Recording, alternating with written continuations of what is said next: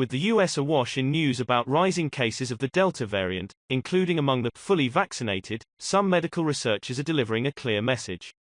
Dr. Peter Doshi questions the requirement for a booster vaccine or a third dose in his submission to the FDA.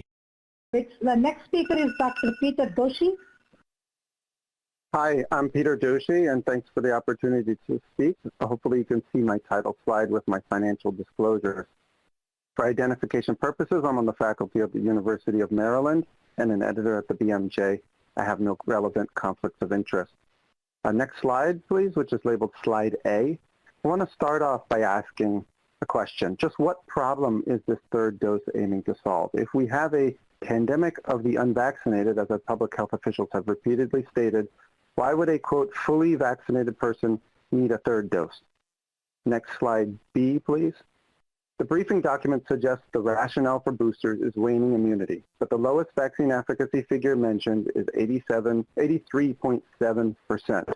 And last month, FDA approved Pfizer's vaccine stating that efficacy against symptomatic COVID is 91%. Sure, a third dose might nudge up efficacy numbers, but so too might a fourth dose and a fifth dose.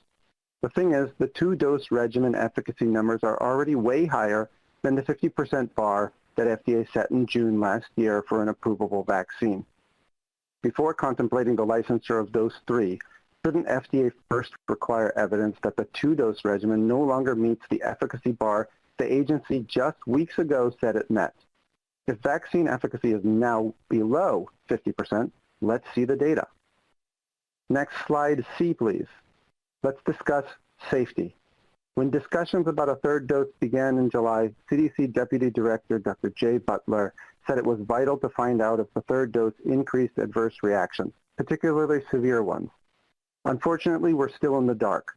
Pfizer's booster application reports on just 329 people with no control data. Now there is a Pfizer ongoing placebo-controlled randomized trial of boosters in 10,000 people not discussed in the briefing document.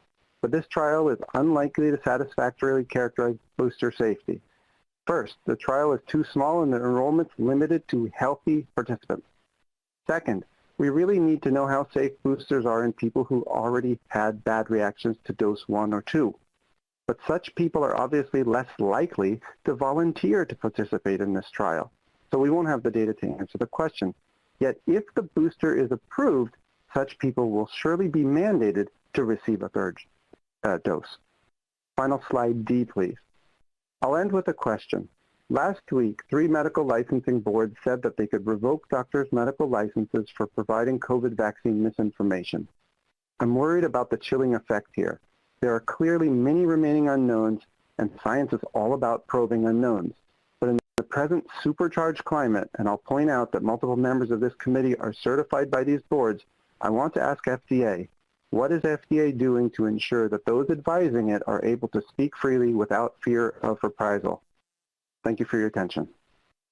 Please like the video, share, subscribe and turn the notification bell on.